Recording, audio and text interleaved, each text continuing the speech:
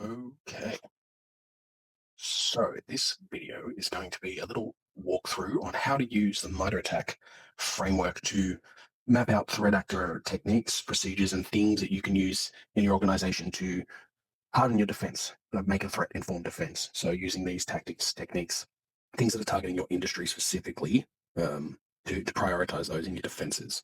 Now, there's a lot here you can see on screen. So, that's one of the reasons we're going through that is just how do we break it down? How do we use this? So, this is the home screen for MITRE ATT&CK.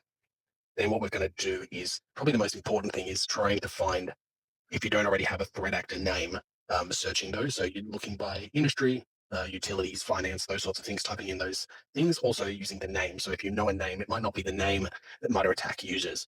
So looking up any aliases. So what we're going to do for that first is under here, CTI, open a new tab so we don't lose it. We'll go to groups and just do a control F. If you're not sure, you can always just search. For example, that you might want to control F search finance, something like that. So it's saying it's going after the finance industry. So you might want to use this one. This is also the aliases as well. So also known as. So if you're typing in things, again, lots of different names. Let's do scattered spider. It's there, obviously, but here we go. So you might know it by other names. So what we can do is say, for example, I'm in one of these industries. I'm in the finance industry. So I want to look at tactics and techniques, procedures used by Scattered Spider. So let's go back. How we can visualize this matrices. Enterprise, again, still not super useful because this is just everything. We want to see only the things used by Scattered Spider. So you're actually going to use this attack navigator. Once this loads, we're going to create a new layer, go to enterprise attack, and you can see you kind of get a slightly different view of the same things, but this is a bit more interactive. We can actually do stuff with this. So you can manually click things, you can right click and add, you can select it, you can change the colors of these things, you can jump to the technique and tactics, etc. But what we're going to do is look at the techniques used by Scattered Spider.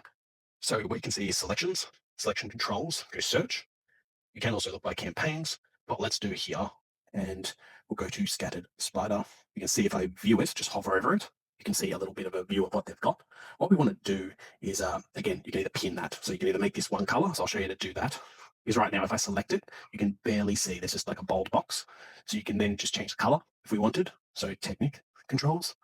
If I wanted to just do that, and then I can view it, which is really useful. So it stays there even if I unselect it or anything like that. We can click the sub techniques, for example, too, and just see what they're doing, have a look through these.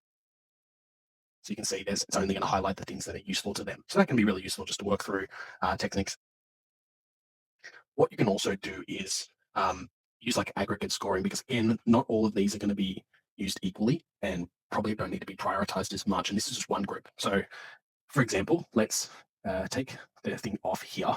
And what we'll do is let's just say all of these techniques that are used, let's give them a score and you'll see why in a minute. So if I go, let's say it's 25, and you can see where it's gone orange, and you'll see why that is in a second. So 25 for every technique that they're using.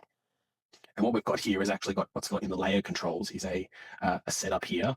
So you've got a color setup by gradient. So if we call this 100 for the highest, which is green, 0 is red. I don't like that. That doesn't make sense to me. You want bad to be red. So closer to red, the more bad. Makes more sense.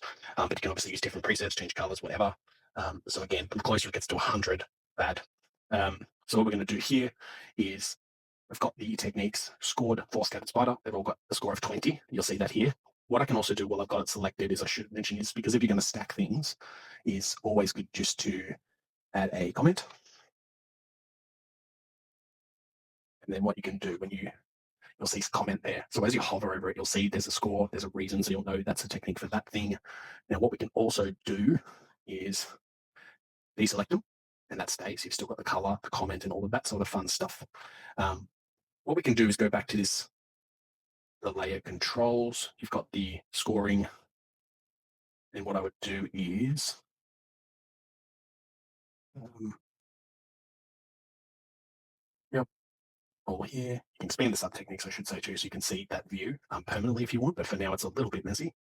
So what we can do is go to selection controls, and we will select another group. Now, I think APT19 was one we saw, but also let's do 28 because I've got some fun things here.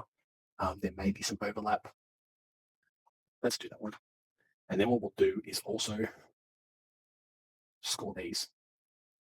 Let's also give them a 20, and we'll put a comment. So what you can see now is you've got 25 for Scan Spider, we'll go 20 for APT 28. So these are all very similar. It's going to give you because the same scoring, same priority. But what we can do now is go to the layer controls setup.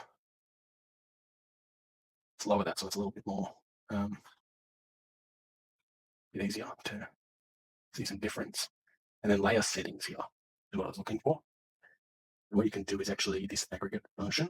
You can show aggregate scores and so. So what I would do is I'll stop needing them for a second. So what's happened is it's added all these scores together. So you can see just by itself, 20, the aggregate score is 90 because there's multiple sub techniques that are being used. So it's gone 20 for that, 25 for this, 25 for that. So this total score. So it's giving you an idea on which of these techniques to prioritize your defenses around because they're more heavily used either by multiple actors or multiple sub techniques in those. It's not perfect, but already at a high level, you're getting more of a view. So again, if I had to focus on my defenses, where would I spend my effort and time? It would be trying to prioritize around protecting around some of these red ones, probably before I work on these 0 ones, the white ones, potentially, just based on the threat actors we've picked, I should note too. But obviously I'd be focusing on hardening your red, these ones here, versus focusing on the whites, the light greens, for example, as a priority. I hope that's useful. That's just a high level view on how to use MITRE ATT&CK and particularly the Attack Navigator to build a bit of a threat informed defense and using threat actor group techniques, procedures, and how you can use this to harden your defenses. Again, you can then print this out. You can save this as well. This is a bit useful for your teams and walk through these tabletop exercises, go through these techniques and work defenses, and yeah, go from there.